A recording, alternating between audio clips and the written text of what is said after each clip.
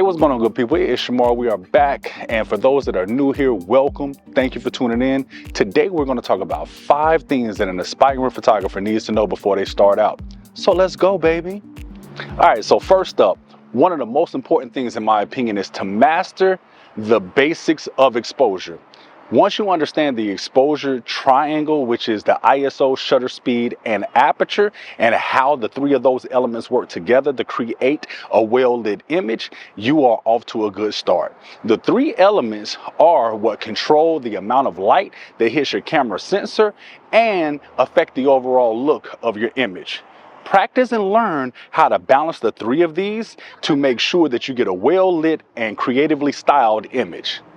All right, secondly, invest in gear wisely. You don't need the most expensive equipment to take amazing photos. Listen, the question that I get most often from aspiring photographers is, what camera should I buy? First and foremost, revert back to step 1, learn the basics of photography, the elements of the exposure triangle, and I promise you, you will be able to get amazing photos on the most entry-level camera. So I say get the most entry-level camera that your budget allows and get a versatile lens, and you will be able to get some amazing photos. Think about it like this. If you don't know the basic fundamentals of basketball, getting some $300, $400 shoes is not going to help you get 41 points in the game. You have to understand the fundamentals first, and then as you develop your skills, that's when you can upgrade your gear, upgrade your equipment. I promise you will learn what exactly you need based on your style and your needs. Don't obsess over that gear now. Thirdly, learn composition techniques. Familiarize yourself with the rule of thirds, leading lines, and framing to improve your shot compositions. And I want to dive into these 3 just a little bit more by giving you examples through images. All right, I wanted to come in real quick to dive in a little bit deeper into those 3 components of composition that we spoke of, which is the rule of thirds, leading lines, and framing, right? And I want to give you all a couple of examples through imagery so that you all can understand a little bit better. Define it first, and then I'll show you all examples. So the first one up is the rule of thirds. Rule of thirds is a composition guideline used in photography to help create well-composed photos. And we use a grid. It's simply this grid that I have now that's on the screen. It contains 9 different squares. It covers the entire frame, right? So that is your guideline of where you want to place your subject, where you want to place things in the foreground, in the background, and things like that. It is your measure. Where is everything going to hit when you're looking at that particular frame? All right. So the first picture up, this maternity shoot. She was a beautiful pregnant woman. Her name is Elise. Shout out to Elise. We had a good time at the Botanical Garden. So this first one up, let's look at it with the grid on there. You can see that the foreground, there is a column that is on the left side, taking up those 3 squares on the left. We have the mom to be in the right. She is the dot that's in that middle right there. That's right there at her belly, right? And what I like about this is you see she's looking off to her right, which is the camera left. I left a lot of room on the left side, or the camera's left side, so that it shows where she's looking to. She's looking onto the distance. We wanted to show her looking in the distance. And now my battery is about to die, so give me 1 second. All right, sorry about that. We're back. So again, I left enough room for her to look into the distance, and you all can see in what direction she's looking. All right, this is at an event. So I'm just capturing the space. So this is just a part of the decor and everything like that. Wanted to capture the space, and we wanted to show that they had breakout sessions and a dining room, right? So you see the sign, it has their logo on it, and it has the breakouts and dining, and it's telling you that it's in the ballroom, right? Now applying the grids on there.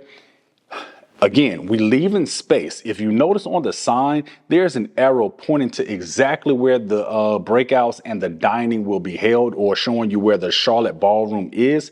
So I wanted to leave space where the arrow is pointing so the viewer can see that it's pointing in that particular direction. Now, I could have taken the sign over just a little bit more to camera right so that it would hit right up on that right side of those lines. But I think it's still pretty well composed. And again, we're just using this as a guideline to help us figure out how we want to frame it so that we can get the best results from, what we're trying to actually capture. And given another example of it, we can do this in vertical format as well. So those first two were horizontal. Here's a vertical one. Shout out to Kendrick. This was a fun shoot right here. He's actually standing inside of a Starbucks looking outside where I was standing at. And if you put the grid there, I have him in the top left. That point is right here at his nose. And then if you notice, yet again, I'm leaving room for him to look off into the distance. So now the viewer of this image can see that, hey, he's looking over to that way. And then because of the reflection, we can actually see what he sees. There's like a champagne color car. There's a red color car in the background. There's a street light, that's the walking sign, and it's telling them stop, do not walk. So yeah. All right, so next up is leading lines. Leading lines are lines in photography that guide the viewer's eye to a specific point of interest. We want to use lines, right? So these are elements in the photography. We can use different things, buildings and things like that. We want to guide the person's eye to what it is that we want them to see. All right, first up, here we have Diesel. Shout out to him. It was a fashion shoot that we did in Uptown Charlotte. And you can see the building is the line, right? The building is behind him, and it's an alleyway that he's in. And we'll see that alleyway in another photo here in a second. But we have the line from the building drawing your eye towards him. Or if you're viewing at this and you see him first and now is drawing your eye to what's behind him. Where is he? What's going on, right? Another example of that, same alleyway, back to Kendrick. Now we have two buildings, one on each side of him. And those lines are creating the visual, getting your eye to dive right into Kendrick. He holding his hat and everything like that. And he's properly framed up in that, and you can see it. All right, framing. Framing is defined as the process of composing an image to draw attention to the subject while creating visually appealing composition. And our example of framing would be this. This is Biddle Hall, which is on the campus of Joshua C. Smith University, which is here in Charlotte, North Carolina. Now, this right here, this would be more of the rule of thirds, me showing you the symmetry and getting that all lined up and everything. But I wanted to show you this first so you can understand what we mean by framing.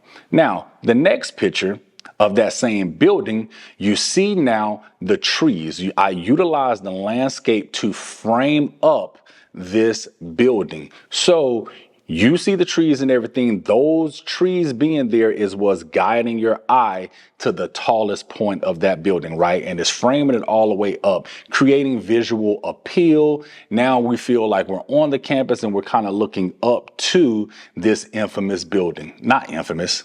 Is it infamous? Is infamous a negative thing and famous is the good? I don't know. But listen, this is a legendary, iconic building. It is one of the oldest buildings in that part of the city. And hey, I think I captured it pretty well. Y'all let me know. Another example of framing, back to Elise. You see how I don't even know what that is. I think it's like branches or something that they took and they weeded all of them together. And these are big structures. The structures were probably about like 12 feet tall. And then they had these holes within them so you can walk through and stuff. Again, we're at a botanical garden and, it's artwork. So I asked her to stand inside, and now those things are framing her up, framing around her, bringing your eye into the mother-to-be and her belly bump. Another example of framing would be be the same thing. Another maternity shot. We are inside the greenhouse now, and you have the leaves, the vine leaves that are right there in front of me, and they're actually framing around the mother-to-be and offering a better visually appealing photo to them. We could have shot this. I could have stood in front of those and just got a simple shot of her. That would have been a nice shot as well. But it's me stepping back, allowing those to be in the shot. They're in the foreground, but they're blurred, and we're focusing on her. It's like you're peeking through and seeing this mother having an intimate moment with her unborn baby. Yep. Now, this final one that I wanted to show you is giving you a look at all three combined, really, because we have the rule of thirds if you apply the grid on top of this, but you also have framing, right? So the framing would be in the left side of the frame, you have the happy birthday tie, the balloon arch right there. The right side of the frame, you have the portrait of the guest of honor and balloons around that, and then the door, and then balloons that are framing the door, which is framing ultimately the number 50. I'm trying to draw your eyes into the ballroom and that number 50. This was her 50th celebration, and that was very important. What's another good thing about this is that the numbers are lit up. Our eyes naturally want to go to the brightest part of the photo, and those lights are pretty bright. So therefore, framing that up and sizing it properly, you can see that number 50. The third element is the leading lines, and I'm pretty sure you already guessed the leading line would be the red carpet. So you have that red carpet that is leading you into the ballroom, leading you to the number 50, but also you can imagine yourself looking at this image and thinking that, hey, I'm getting ready to walk into this ballroom. I'm getting ready to walk into this amazing party celebrating Ty's 50th. All right. I hope that was helpful. Now let's get on to the next thing that you need to know as an aspiring photographer.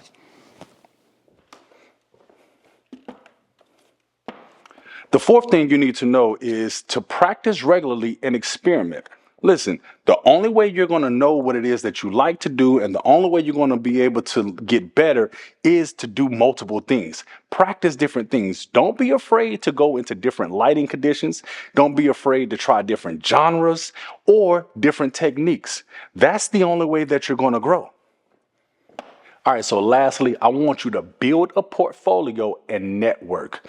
Go out there and showcase your work on the platforms that you're already on. Instagram, Flickr, Facebook. Build a personal website.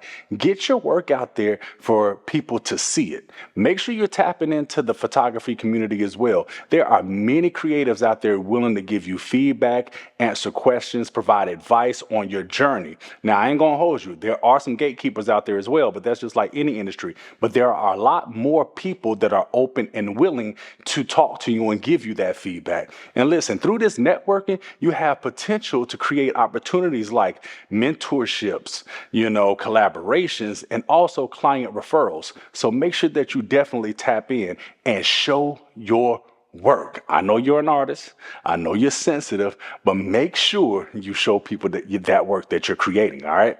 Now, I hope that this was helpful. If it was, give me a thumbs up, share it with somebody that you know is aspiring to be a photographer, and make sure that you subscribe so that you can get more of this content that I'm sending your way. I appreciate y'all tuning in. Until the next one. Peace.